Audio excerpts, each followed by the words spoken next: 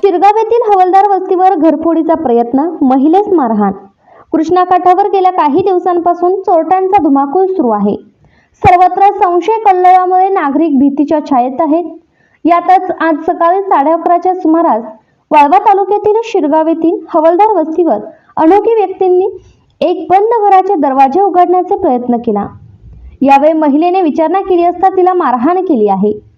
याबाबत घटनास्थळावरून मिळालेली माहिती अशी की शिरगाव येथील हवालदार वस्तीवरील कुमार हवालदार हे सकाळी घर बंद करून शेतात मजुरी करण्यासाठी गेले होते। सकाळी 11:30 वाजण्याच्या सुमारास ऊसाच्या शेतातून पाठीमागील बाजूचे 2 दरवाजे अनोळखी व्यक्ती लोखंडी हत्याराने उचकटण्याचा प्रयत्न करत होते। त्यावेळी त्या ठिकाणी वैशाली हवालदार या शेणाची पाठी टाकण्यासाठी उकरड्याकडे जात होत्या।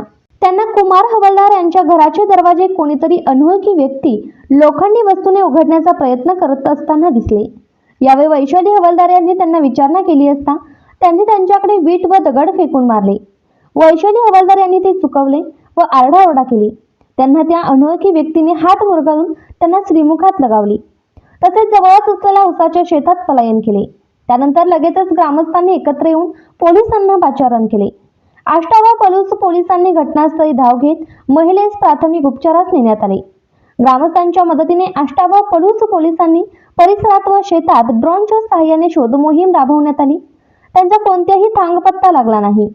त्यामुळे नागरिकांना सतर्क राहण्याचे आवाहन पोलिसांनी केले आहे। इथं 2 जण होते, तर मी त्यांना विचारलं काय करताय, तर त्यांनी मलाच मारायला चालू केलं। परत मला चक्कर आल्यामुळे मला काही कळालं नाही। काय करत होते ते? ओळखीचे होते का तुमच्या? नाही, दोंड मारत होते। ते काय करत असताना विचारलं तुम्ही? ते दार मोडत असताना विचार। कुठे लागले तुम्हाला? तिथं लागले आणि डोक्याला पाठीमागे।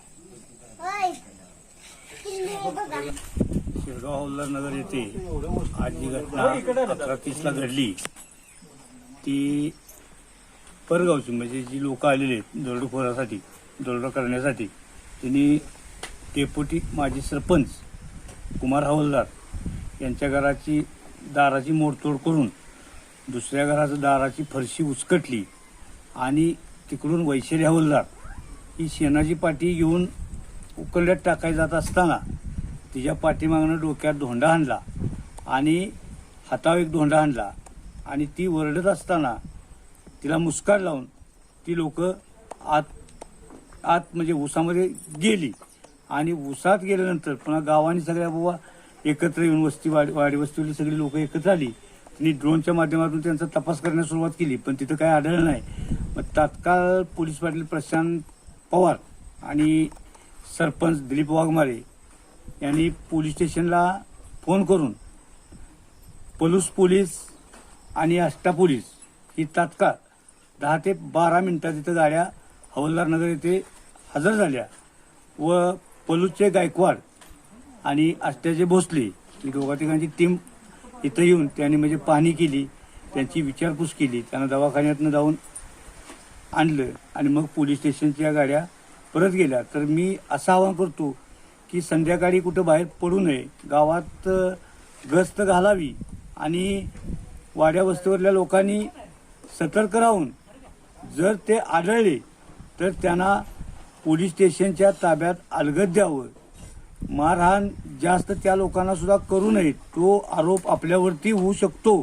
तो आरोप झाला तर आपली पोरं सुद्धा अडकण्याची शक्यता असते। तर याबद्दल आपण सर्वांनी एकत्रित येऊन त्यांना धरण्याचा प्रयत्न करूया आणि पोलीस स्टेशनच्या स्वाधीन करूया।